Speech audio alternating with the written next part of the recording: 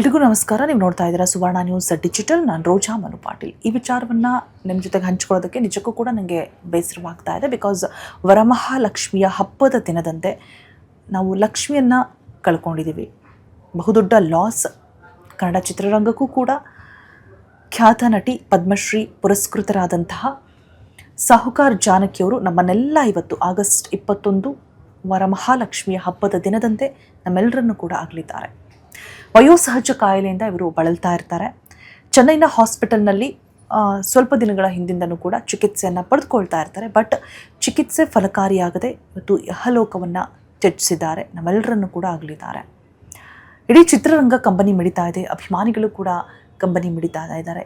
Social ಮೀಡಿಯಾದಲ್ಲಿ ಸಂತಾಪವನ್ನು ಕೂಡ ಸೂಚಿಸ್ತಾ ಇದ್ದಾರೆ ಸಿನಿಮಾ ರಂಗದವರೆಲ್ಲರೂ ಕೂಡ.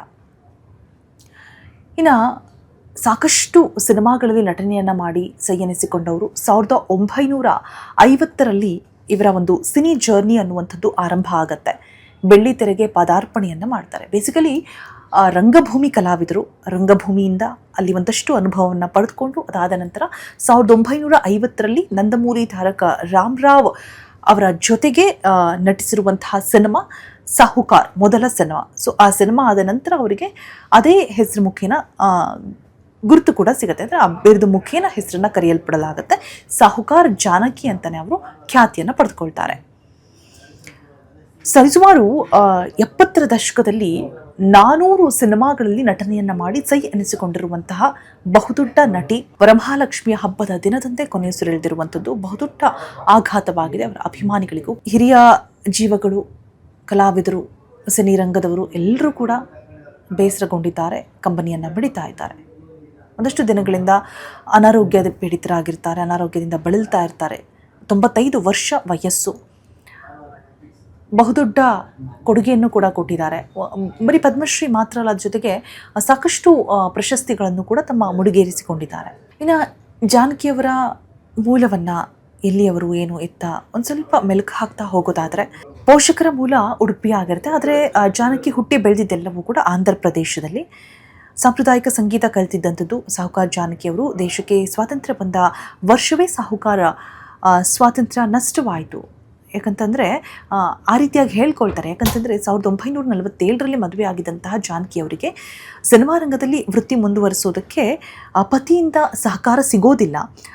ಹಾಗಂತ ಕೂಡ ಒಂದಷ್ಟು ಮೂಲಗಳ ಪ್ರಕಾರ ಸಿಕ್ಕಿರುವಂತಹ ಮಾಹಿತಿ. ಹಾಗಿದ್ರೂ ಕೂಡ ಅವರು ಮದುವೆಯ ನಂತರವೂ ಕೂಡ ಕೆಲವು ಸಿನಿಮಾಗಳಲ್ಲಿ ಪೋಷಕ ಪಾತ್ರಗಳಲ್ಲಿ ನಟಿಸಿ ಜನರ ಮೆಚ್ಚುಗೆಯನ್ನು ಪಡೆದುಕೊಂಡಿರ್ತಾರೆ. ಆಫ್ಟರ್ ಮ್ಯಾರೇಜ್ ಅವರಿಗೆ ಯಾವುದೇ ರೀತಿಯಾದಂಥ ನಟನೆ ಮಾಡೋದಕ್ಕೆ ಅಂದರೆ ಆ ಕಡೆಯಿಂದ ಸಪೋರ್ಟ್ ಸಿಗ್ತಾ ಇರೋದಿಲ್ಲ. ಬಟ್ ಆದರೂ ಕೂಡ ಪೋಷಕ ಪಾತ್ರಗಳಲ್ಲಿ ಕಾಣಿಸ್ಕೊಂಡು ಎಲ್ಲರ ಅಚ್ಚುಮೆಚ್ಚಿನ ನಟಿಯಾಗಿ, ಖ್ಯಾತ ನಟಿಯಾಗಿ ಹೆಸರನ್ನು ಮಾಡಿರುವಂಥದ್ದು. ಮತ್ತು 70ರ ದಶಕದಲ್ಲಿ ನಾನು ಆಲ್ರೆಡಿ ಹೇಳಿದಾಗೆ 400 ಸಿನಿಮಾಗಳಲ್ಲಿ ನಟಿಸಿರುವಂತಹ ನಟಿ. ತೆಲುಗು, ತಮಿಳು, ಕನ್ನಡ ಸಾಕಷ್ಟು ಸಿನಿಮಾಗಳಲ್ಲಿ ನಟನೆಯನ್ನು ಮಾಡಿದ್ದಾರೆ. ಇನ್ನು ಕನ್ನಡದಲ್ಲಿ ನೋಡ್ತಾ ಹೋಗೋದಾದರೆ ಶಬ್ದವೇದಿ ಹಾಗೆ ಒಂದೇ ಗುರಿ ಚಿತ್ರಗಳಲ್ಲಿ ನಟಿಸಿದ್ದಾರೆ ರಾಜ್ಕುಮಾರ್ ಅವರ ಜೊತೆಗೆ.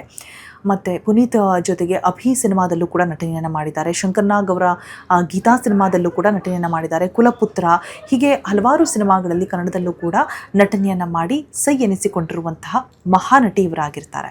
ಇನ್ನು ಈ ಹಿರಿಯ ಜೀವ ನಮ್ಮೆಲ್ಲರನ್ನ ಅಗಲಿದಂತಹ ಒಂದು ಸುದ್ದಿಯನ್ನು ಕೇಳಿ ಸಿನಿರಂಗದ ಅನೇಕ ಗಣ್ಯರು ಕೂಡ ಸೋಷಿಯಲ್ ಮೀಡಿಯಾದಲ್ಲಿ ಸಂತಾಪವನ್ನು ಸೂಚಿಸ್ತಾ ಇದ್ದಾರೆ. ಅವರೊಂದಿಗೆ ನಟನೆಯನ್ನು ಮಾಡಿರುವಂತಹ ಕುಟುಂಬಸ್ಥರಾಗಿರ್ಬೋದು, ಸಾಹುಕಾರ್ ಜಾನಕಿಯವರ ಅಗಲಿಕೆಗೆ ನೊಂದು ಸಂತಾಪವನ್ನು ಸೂಚಿಸ್ತಾ ಇರುವಂಥದ್ದು.